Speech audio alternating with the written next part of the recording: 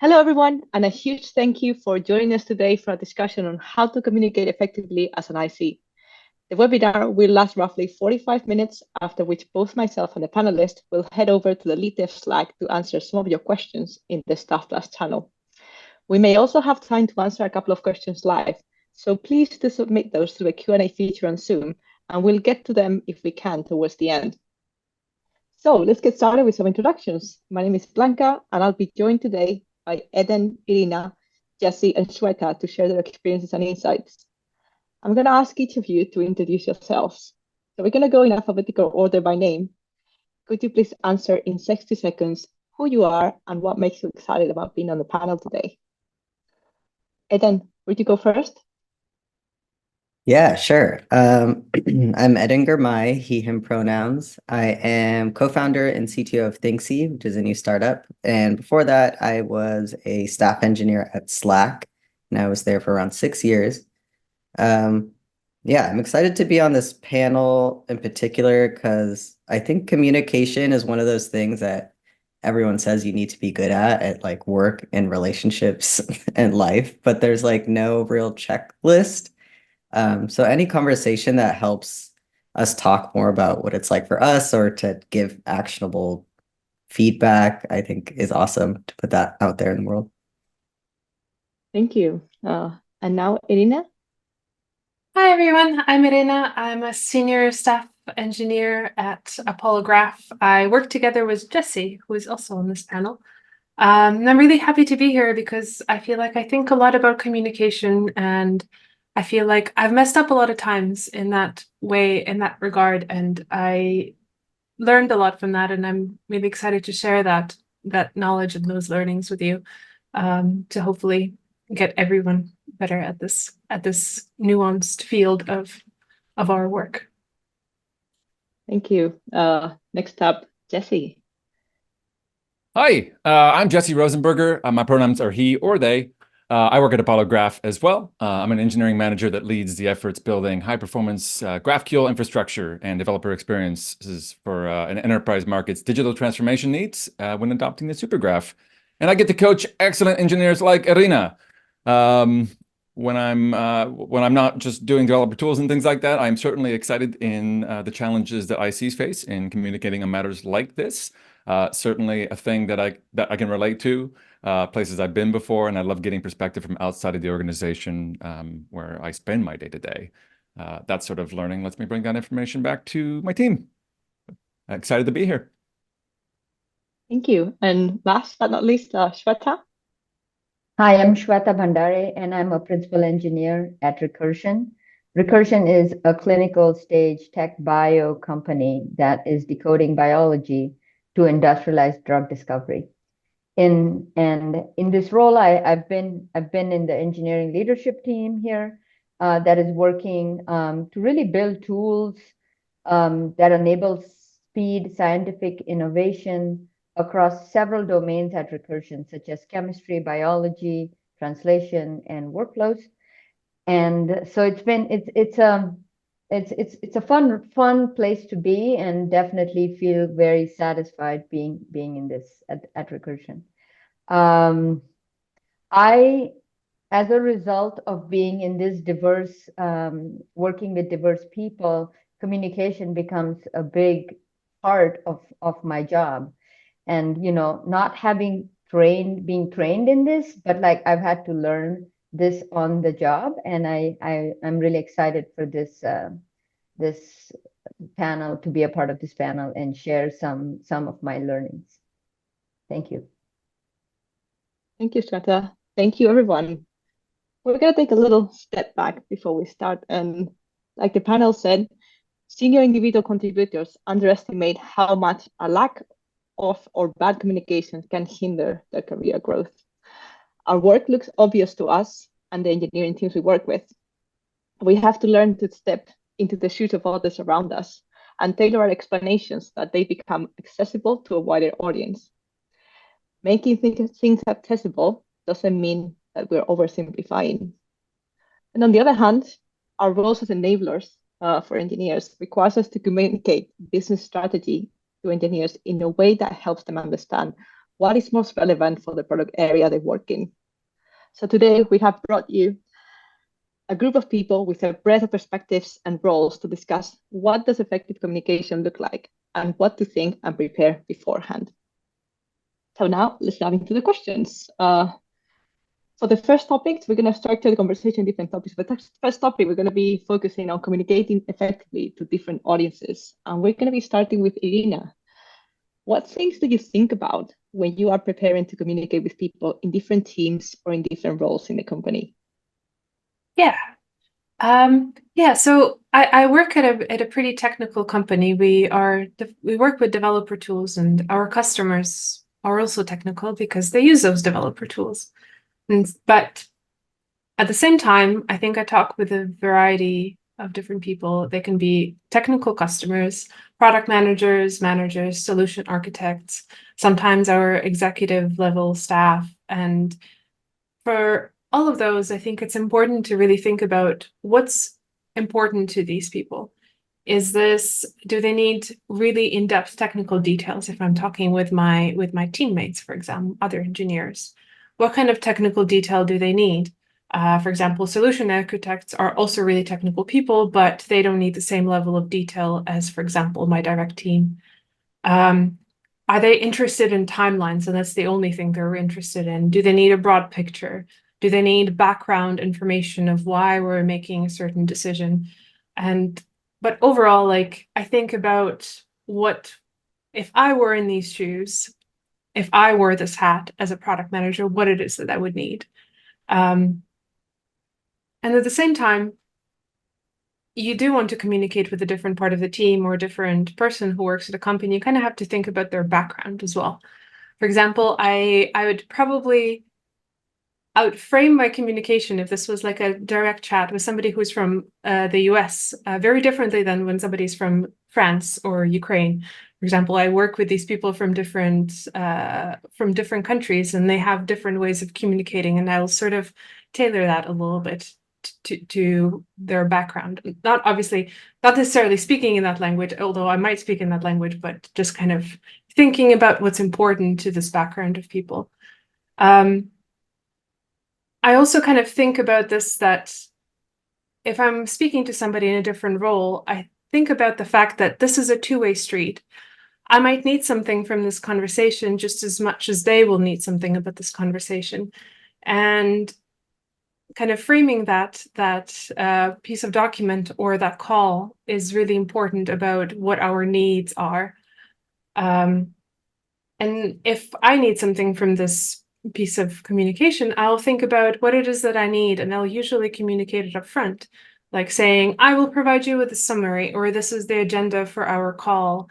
And again, stepping in those other people's shoes is super, super effective, I think, in a way that we can communicate with other people on the company. And what this effectively means is that sometimes I'll be like a chameleon. I'll change the way I write or I word certain things very differently depending on who this other person is. Like my immediate updates to my engineering team are going to be very, very different versus like company-wide updates. Like my language will just change, and I'll change my way of speaking. And but kind of overall, all of this sort of depends on how important is this piece of information, and how well do I know the audience? How official is this? And then I'll adjust accordingly. Thank you. That is very, very thoughtful, Irina. Like the amount of the different layers of comms that you think about. I think people don't realize, how much work goes into it. Yeah, it's a decision matrix. Yeah. So I'm going to bring Sweta into the conversation, because you work very closely with biologists and chemists at your company. And I'd like you to give us an example of how do you bring them along? Well, I think Irina said a lot of things that I wanted to say. And so I think I echo a lot of the sentiment. If I were to add to what Irina said, is having a lot of empathy towards the tasks and the day-to-day operations of people working in the lab. And by lab, they're working with instruments, with chemists, working with chemicals and machines, and really having empathy for the day-to-day operations of these people. And I actually like to, as I onboard into a new domain, for example, chemistry for me this year is new. And the first thing I did is try to understand what they do every day and what does their day-to-day look like, because it's very different, I promise you, from what the day-to-day of an engineer who sits at the desk looks like. And then I try to make a diagram and then try and see the opportunities that engineering teams can help with lab, maybe expedite some processing that is happening maybe in Excel spreadsheets. It might sound mundane, but sometimes just that can save 6 hours of a person in the lab. The other thing that I have learned over the last two plus years that I've been at Recursion is you got to realize the language you're speaking. And by language, it's not French or German, but if I go to somebody in a different domain and say, I'm going to just give you an example, is I'm going to build you a Kubernetes deployment that will solve you this problem. You've lost them already. They're like, thank you, right? Versus if you can say, I'll host an application for you at this URL, and this is how you can get your results, or this is where you can process your data. So yes, there's Kubernetes happening behind that application or is hosting that application, but they don't need to know that. They just need to know what's the URL to go to. And I'm oversimplifying here, but that's the idea, is you got to know what tech jargon you want to bring to them and how are you going to enable them. And that's the part that I have really learned to embrace. And then once I understand what the problems are, I like to get involved with teams, with engineering teams, or sometimes it could be data scientists that I need to bring along, and then translate those things into technical jargon. And then you can use all the techie jargon you have with that group of people, and then you solve the problem, right? And then you see the smile on their faces, and that's just priceless. And that's the impact you make as a staff plus IC. And I think that's just, and it's all going down to the communication and how do you do it effectively. The one other thing I would like to add, and I think Irina mentioned that, based on your audience, you probably go through 4 or 5 meetings a day pretty easily. And then based on your audience, you got to wear a different hat, right? Sometimes you have one-on-ones with engineers or product and anybody else. Maybe you're acting as a therapist. You're just listening and you're listening to concerns. And so the key part is, what hat are you wearing when you enter the Zoom or the room? And that's the key I found in communication across domains. Thank you, Sweta. I love both of your answers already because you kind of complemented each other. Irina, you sound very focused with technical people, but there's different layers, different cultures. And then Sweta, you have like different roles and also kind of different rooms you're going into. But both of you are thinking about very, very similar things. And I think, Irina, what you said about telling people up front what you want from them, I think is key for knowing what hat they need to wear with you, and also for you to know what hat you're going in. Because otherwise, how would they know? Just chat for a minute. And people are like, what for? I have no idea. So anyway, we'll move on next to Eden. You have some advice that might sound counterintuitive to some staff plus engineers around talking less. Can you tell us of a situation where this is very important? Yeah, I think this is especially important on your immediate team. Like a good example is if someone is presenting a design doc or an RFC, I don't want to come into it with like my ideas of how to approach something or how to do something, and instead kind of be like a facilitator in a way where I'm the one like asking more questions to get us on the same page. Because I've noticed a lot of times someone puts a doc out, some people make some comments and they're like, looks good. And then like 3 weeks later, you realize not everyone was on the same page about how exactly we were going to implement this. So I like, instead of being like, this is how we should do it, I really tried to listen as best as I can and be like, do I really understand like how this is going to be done end to end? And if I don't, ask questions because other people probably don't really understand how it's going to go either. So yeah, facilitating a lot of questions, clarifying questions so that if I took everyone on the team in that meeting and separately asked them like, what is this project? What is the purpose? And how are we actually going to get there? Like that they all have the same answer. That's usually my goal at the end. And my input as to how to implement something is usually not the only way. And I need to take myself out and be like, you know what, even if I think this one way might be a little bit better, who cares? Like their way works and it's not going to cause any issues. And it's, you know, like whatever, let them do it their way. Just ask questions and make sure we're on the same page. And if they're not doing something that'll destroy the product, then it's fine, you know, like stop giving your input and just like facilitate that combo. But yeah, this is like, especially on your immediate team, especially if you're the most senior, I try to stay out of like decisions or coming up with ways to do things. I sense there might be a follow-up question there about why don't you make the decisions? Because I think that's another thing that sometimes people in staff plus positions can be a bit confused about. Mhm. So, but I agree with your approach that you empower people with the solutions they're bringing. And you know, I know Jesse does a lot of kind of herding engineers, I'd say in a way, but also facilitating communication. So I really like your perspective from the engineering, you know, managers kind of lens. And when you are at a meeting, how do you help your engineers shine? And what do you find your role kind of is at the time? Well, the first thing I try to recognize is that meetings cause a lot of anxiety in a lot of different ways for different people, myself included. It gets easier with practice, is the first thing I'll say. Communicating to a particular group of people takes time, though, to really excel at, and you need to calibrate on the level of trust and understanding of the meeting you're going into in a lot of cases. But people will do better at things like this if you give them a little bit of space and context that lets them launch themselves into the conversation. Make sure that they have a clear expectation. You can ask your ask your manager if you don't have these things right away. We try to make sure you understand things like this, but it's always okay to ask. I try to make sure that there's a clear expectation of them needing to participate in a meeting, and sometimes that comes down to the roles that the different people play in the organization. It changes depending on experience. In some meetings, it's supporting on a technical matter that folks will come along, but in a lot of cases, especially at Staff Plus, it's much more administrative.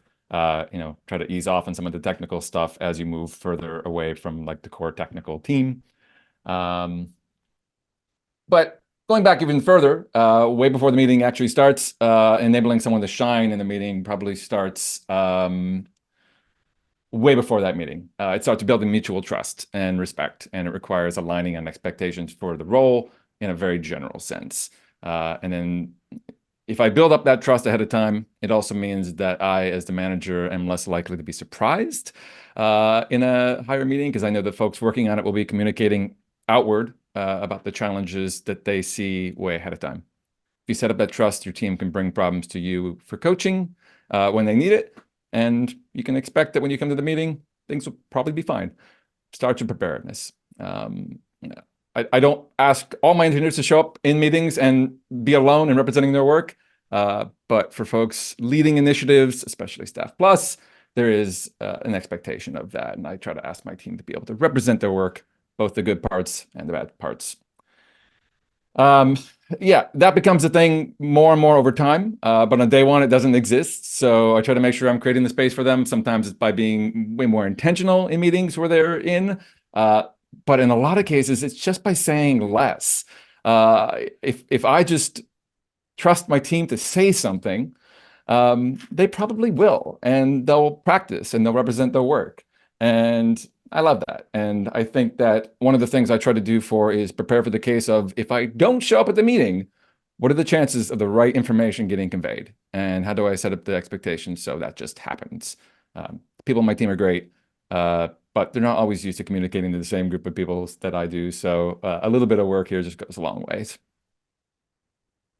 Thank you, Jesse. I think that kind of rounds out very nicely everyone's answers. There is a lot of work behind communicating from all the roles involved. And one thing I like to point out is that this applies not just to like synchronous meetings when you are working asynchronously as well to documents.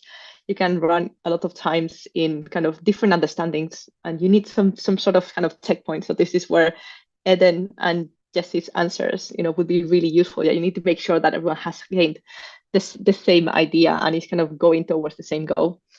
So now we're going to move on to the second topic for our webinar, which is about making information accessible while avoiding oversimplifying.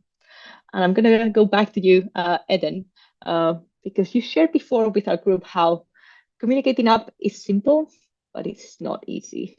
And what is your advice, or what frameworks do you use for this? Yeah, so I think it's simple because all you need to do is to understand the business needs. So like, what do your higher ups want? What are their OKRs or goals? And then you decide, how do you fulfill those needs and put data behind it. Like, that's it. You just tell them, hey, I have a proposal that does what you want. This is how long it'll take, and this is the impact. Like, it sounds simple enough, but I think the hard part is finding that data or finding a proposal that's like reasonable and doesn't take too long, or like being able to create the data that shows or like proves it. It's like, you can't expect people, like, I hear a lot of people come to me and be like, hey, I told the team that if they did this, we wouldn't have any incidents, or like, if we just added this, like, we wouldn't have any issues. And I'm like, well, how am I supposed to know that your like random proposal is right? Like, I trust you as a person, but where is your data? How do you know that you're actually right? So like, I don't know, say an example is that your company has an initiative to like save money, and you think that getting rid of a certain log in your code base would save a lot of money because no one's looking at it. You can have that hunch, but what takes it to the next level is like getting the data on how many logs there were, like doing some napkin math with AWS and being like, hey, this is our QPS. Looks like it's this many cents a minute. This would save us $10,000 this month if we spent, 5 hours on it. Like, that sounds way better than, hey, I think if we get rid of some logs, like, we'll save some money. Like, okay, sure. Versus, hey, if we spend a week on this thing, we could save $10,000. That makes it way easier for, like, back to the communication, the last question. It makes it way easier for that audience to understand what you're actually going to do, which is save us $10,000, and it's going to take a week. So it's simple in that the equation is simple, but the work to get there can be kind of hard. But yeah, I always recommend to people, if you have a proposal, just tie it with their mission or their OKRs and put a number behind it, and they'll probably listen a lot more often. Thank you. Well, one thing I'd add to your framework is giving estimating the cost of not doing anything about it. Because sometimes it's when we kind of give a bit of like a comparison that it kind of instills action. Otherwise, sometimes people are just like, well, that money, what is it relative to? I don't really know. Let's just leave it. There's bigger things to do, or there's more features to work on. So I think there's a bit of like kind of influencing them towards the decision you want, in a way. Yeah, that's a great point. Jesse, now we're gonna ask you now, from being a manager, and relying on engineers to distill what is the most important information for the audience you have. When do you need to help them communicate more, and when can this potentially backfire? Never. Nothing has ever backfired. No. Well, along the lines of what I mentioned in my last bit, so it's often that the folks don't have time every day to think about the audience that they're speaking to and what matters to them. It's the same things. Communicating information upwards to an audience requires knowledge of the things that the other attendees of the meeting really spend their days thinking about. Folks who are thinking about customers, folks who are thinking about their opportunities, folks who are thinking about the blog post, folks who are thinking about how your risk, or that you might say, might interfere with their holidays. There's a lot of things. There's a lot of things that can happen. Nobody, but yeah, look, people don't like to come to a meeting where they're not going to get anything out of, but also people don't want to be surprised by something that they do care about. Keep it in mind. You're all hopefully coming to the meeting to exchange information with each other and achieve the business goals. But there's also a limited amount of time there, so sometimes you move very quickly through things, and sometimes you take too long to get through things, and you don't leave time for the important discussions. So, you know, you want to exchange the right information in the time you have. If you're doing like a more statusy update sort of meeting with a bunch of projects, and you really want to narrow it down to a certain number of bullet points, if you have more time for a particular topic, you know, give other people the space to ask questions, because those things also surface risk. If you give people space to say things, you'll find risk on the way, and then you can actually spend time to fix it. To prepare ahead of time, try to understand the attendees of the meeting, ask your manager again, like I said earlier, and try to say something that matters to those folks. It'll make them, first of all, feel included and feel like they can respond. Sometimes you're going to run into a case, though, where you read the room and recognize that you forgot about a function. And sometimes it's really just best to admit that and say, hey, I'm realizing now that you're interested in this topic, but I haven't actually reached out to you. Is there anything on your mind right now, or do you want me to reach out to you another time to chat about what's important to you? In terms of when things can backfire, if the trust exists, I think that it's usually less likely. But it does just happen sometimes, especially in larger meetings. Sometimes over-communicating just results in accidental miscommunications about things that aren't really problems. If you, like in an all-hands meeting, for example, a very innocent update with one unpolished detail can just set off a whole bunch of series of misunderstandings. And those things, folks might just misinterpret what you're saying because they don't understand the problem area of where you're a subject matter expert. And that gets back to saying sort of the most important things, and, you know, quickly framing things you've thought about in as few as words as possible and have already solved. That's good. Builds trust with the audience. Words matter. Fewest number of words that matter the most are the best things to go for. Don't hide information necessarily. Like, I don't think that's a good strategy. That just makes things worse. That erodes trust. But when you do stumble on that risk, when it happens, it will happen. There's plenty of learning and growth opportunities. Folks will reach out to you and there'll be follow-up conversations. There might be a retro, there might be a series of meetings. And I think all of those experiences really help people grow themselves. It certainly worked for me. And I guess one of the riskiest things overall is the freshness of new information and how much that's actually been processed when you're going into something that's already scheduled. Again, like I was saying, it's not good to hide information, but sometimes you find that information right before like a big meeting where you're like, I don't know exactly what to do right now. Software changes rapidly when we deliver it. So if you've done some preparation up front, it's on the overall project, it's less likely that this new risk is going to be absolute chaos, but it's still uncertainty in the near term. We try to identify it, doesn't work, don't use it. Don't feel bad about it. It's just a learning experience. But whenever you can, think about how to express risk. Bring a plan with you if you can, anything that builds trust. And if you, in the event that you haven't had time to make a plan yet, just signal that probably. It's okay. It's okay to be honest about that stuff. Transparency is pretty useful. You can say like, hey, I recognize this as a problem and I will come back to you with an answer some other time. Unless there's time to discuss it on the spot, then you can do that. But it depends. The more you're sending information up, sometimes there's less time to discuss it on the spot. Thank you. It sounds like always, the best tip is do the opposite of rushing. Yeah. Think things through, allow others to also kind of think things through. You're probably going to have better outcomes here. Breathe. Yeah. Thank you. So we're going to hear from Irina now, because you work so closely with Jesse. And how do you learn what is the exact information that people want? And you've already described a bit, but how do you go in kind of translating this, let's say in a meeting or in a document, how do you go about it? Yeah, I think learning the information is a lot about just having a dialogue with people. Like Adam said before, I think our job is to ask a lot of questions. And especially as you try to figure out who your audience is for your particular bit of or a meeting or a document, I think the best thing to do is to get to learn them. I think when I sort of start up on a project, and I don't always do this, but when I do this, like it's really important for me to have one-on-ones with people and really figure out what they're about and what's important to them. Because even if there are two product managers who do product manager stuff, they will have different goals and what they try to achieve with their role. And so I really try to get to know that in a one-on-one.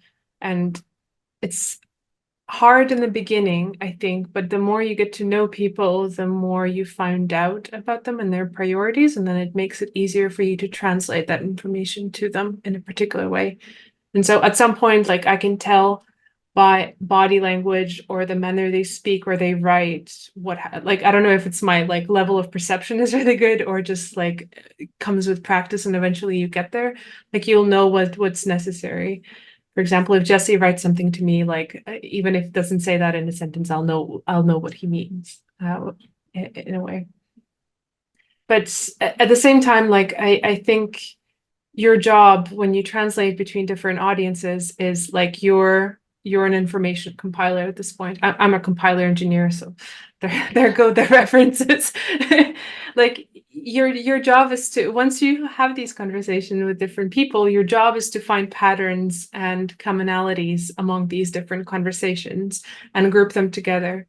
And that should really help you help you be informed about what groups of people want. So for example, you have conversations with solution architects and your customers who are technical customers in our case. I think some of that information overlaps and eventually you find patterns.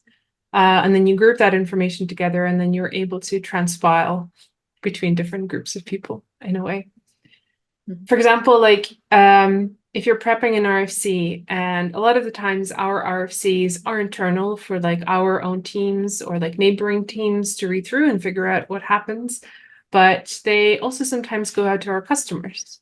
And that information, although technical in both ways, needs to be technical in a particular way that doesn't get overwhelming to the customer because they don't need to know the internals of the tool. And so you end up omitting information and making it a lot more polished in a way, and kind of also step into or work with your product managers to really also outline the feature in the best spotlight. And that makes for two different documents at this point that you're writing.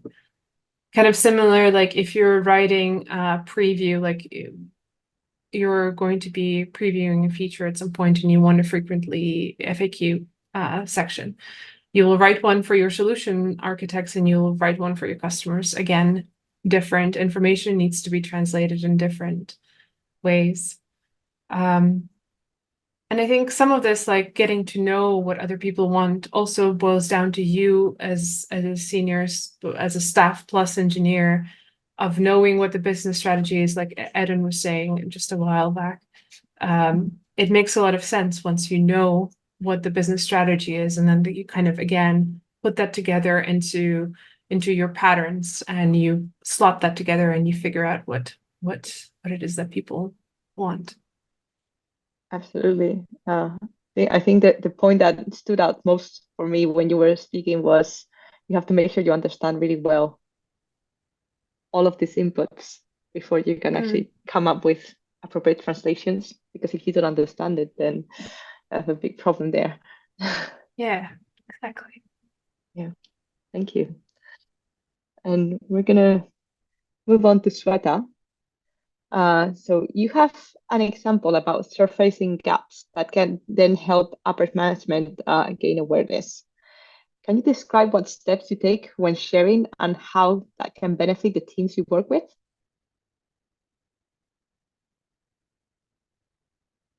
You are mute, Shweta. oh God, it's 3 years since COVID and I haven't gotten this down. Uh, this year I have this opportunity to work across 4 teams, and there's positives and negatives. Well, I need to know how to manage my time, but more importantly, what I see this as an opportunity is really to be on the floor with the ICs across several teams. That the being a part of these teams on a day-to-day basis, you participate, in stand-ups, some planning meetings or some pairing meetings. And then you sometimes get a very closer understanding as to what's going on. Are you seeing some red flags? Is everything going well or not? Right? It's pretty easy to get that sense that Irina was talking, like like you get a sense about it, and then when that sense is not right, you give it time and you say, okay, is it really happening? Are you imagining it? You be patient and try, and then, as one thing that at Recursion, staff plus ICs are leaders in the organization, first principles here. And you can also try to say, okay, this is not going well. What can I do first to influence a change? And if you can't, then you now need more like leadership support, which is more directors or VPs involved.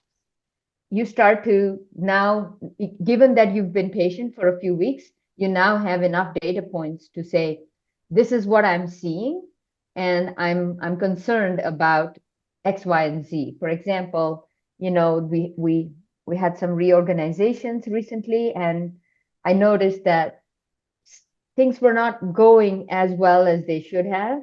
And I tried to influence that. And at some point you have to, the key part about this is to not focus, not have a complaining I'm not telling on someone here. It's more like, okay, I see this as a problem.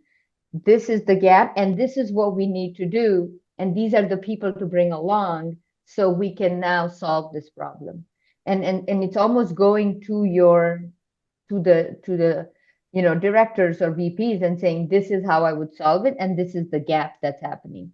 The key aspect here is to first be patient, to make sure you're not just rushing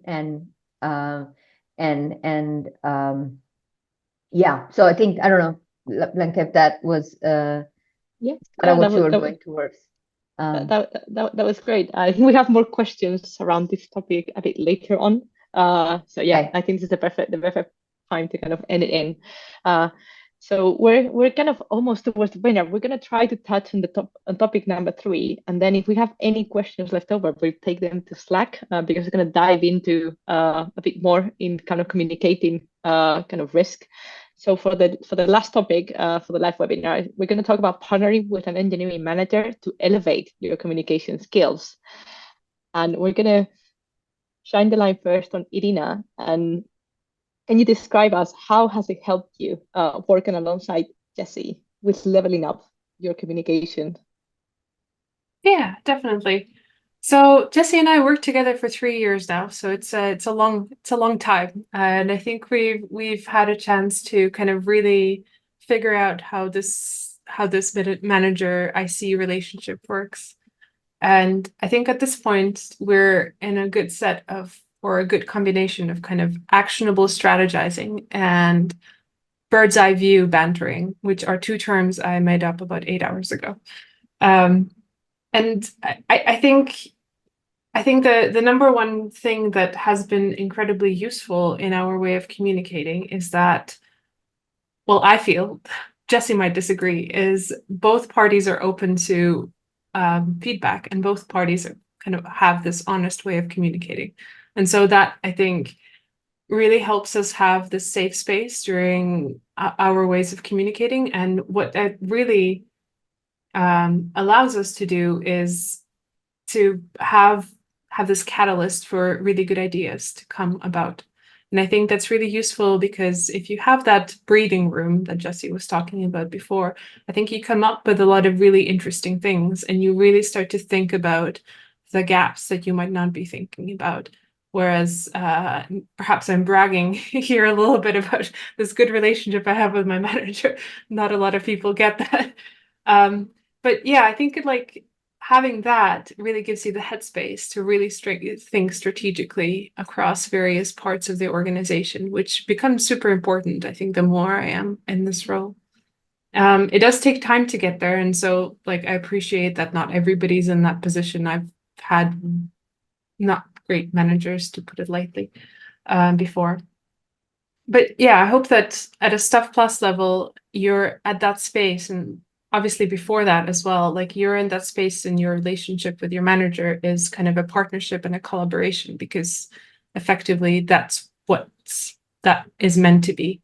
But I think how this has helped me with my communication in particular is that the brainstorming and kind of like this collective problem solving or looking at risk is really helping me clear out the haze that I might not have been able to clear out before, just because we have that space to do it. And it also gives me a perspective from somebody who's in a different part of the organization, because theoretically, like managers and ICs have different concerns.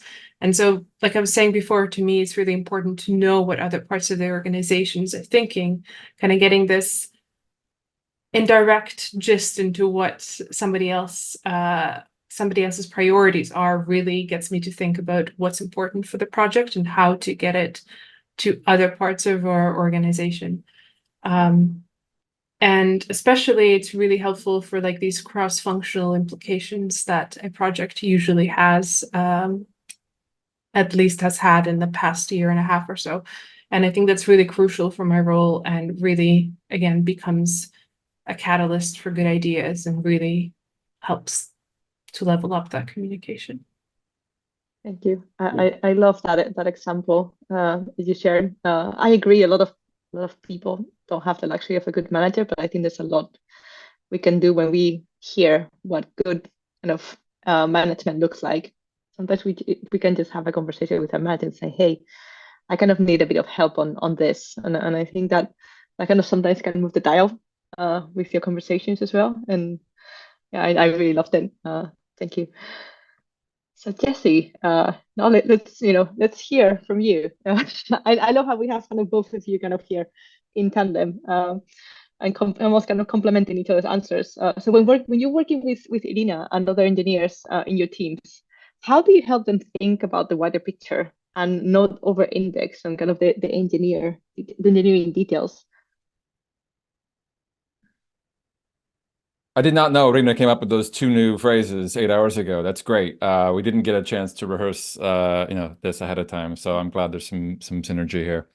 I appreciate the honesty.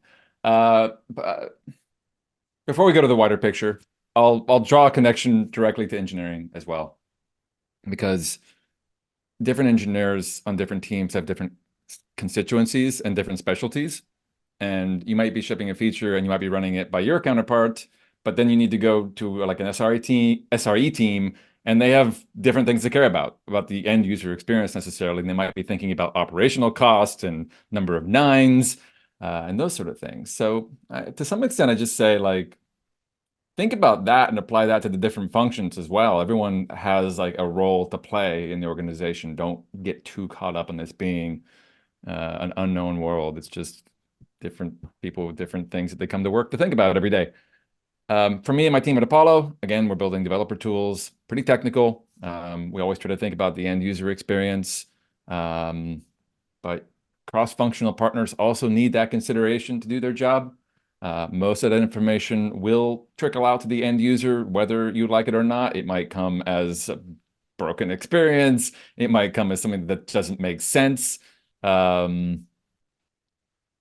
You want to do the best thing for your users, developer tools or not, and you need to rely on your organization to do their best work, so you don't surprise anybody.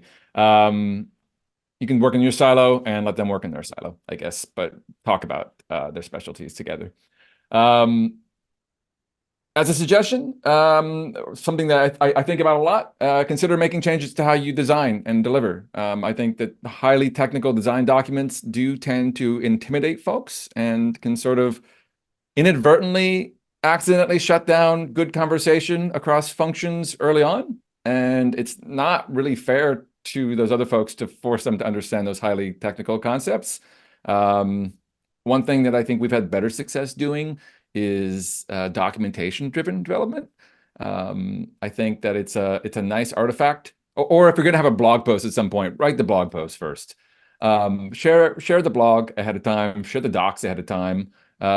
If you share that, you might leave it open for comments. Have people just ask questions about things that don't make sense to them, and take a pulse of how many people ask the same question. Or we have literally renamed products because people are like, I don't know what this thing says in the documentation, in the draft, and it's like, well, that's good, and that's a learning experience. So I don't know. That's one way to do it. There's a bunch of ways to think about it, but think about your peers, I guess, and think about how you would want to be communicated to, and how they need to be communicated to as well.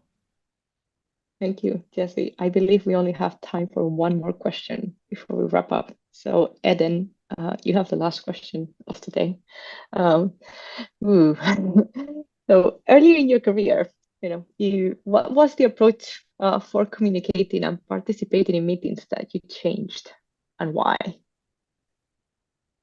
Yeah, when I was trying to get promoted to staff, I realized I was kind of like in my comfortable bubble of only speaking up if it was like a feature or like a part of the product that I worked on or something that I was like super comfortable with. And as soon as anyone had an RFC or a conversation outside of that bubble, I would just not say anything and be like, I probably don't know enough, or there's probably someone smarter that will catch things. Like, why do I need to say anything? And a lot of people I know now who are trying to get promoted, I try to encourage them to not think of it as like, oh, I have to have the answers before I comment on something. And instead think about like, hey, you have a completely different perspective from this other person. Like the least you could do, I mean, the worst thing you could do is just bring in your perspective, right? And you don't have to be like, hey, this is a better way to do it, but you can just ask questions. Like if you don't understand something, just ask about it.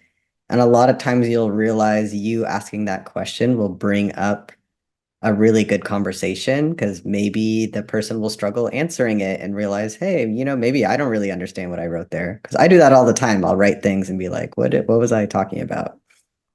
So it's like, I try to get people, if people are trying to get to the next level, I'm like, hey, why don't you just try like baby steps this week? How about today you comment on a Slack thread that is outside of the feature you're working on, outside of any product you've worked on, and like ask a question. And it's like the nice thing about Slack, well, at Slack, we use Slack pretty well, but I think most companies use it pretty well. But like the channels are public. Like I could jump into any team or any channel, and no one is going to be mad if you jump in and be like, hey, I noticed that you can start with like maybe the internal tools team, something you're like at least a little familiar with, and be like, hey, I saw you guys were adding this, like how come? Or how'd you decide that? Just like just have a goal of like, today, where can I, outside of my bubble, just like ask a question? And they might come to you and be like, hey, we don't know anything about product teams, like how do you guys like prioritize stuff, like so I think before I would stay in my bubble and be like, if things aren't like relevant to my product, I'm not going to say anything, but kind of slowly worked my way up of like asking questions and just being a part of more conversations, and then just doing that more often, I guess, is what I do now. Thank you, Eden. And I'm very gutted that we're going to have to move the remaining questions to the Slack channel. And I'm going to thank all of you for sharing your insights today. Now it's time to wrap up. We've run a bit out of time. So let's quickly go around the room and summarize in a sentence, what is your top tip for leveling up your communication skills? Your answer can be for someone who's looking to move into the Staff Plus role, or someone who's been in the role for quite a while and is looking to kind of hone the skill. So we're going to go in reverse alphabetical order now, starting with Sweta. I think I learned a lot today about communication and effective communication, but the one thing that I'm going to apply it, I think, this afternoon is, I think it was Jesse who said, keeping the technical communication very simple and try to, don't shut people off. And we'll have some architecture review happening today, so I'm going to try to apply that right away. So thank you. I really enjoyed that tip. Thank you, Shweta. Now, Jesse.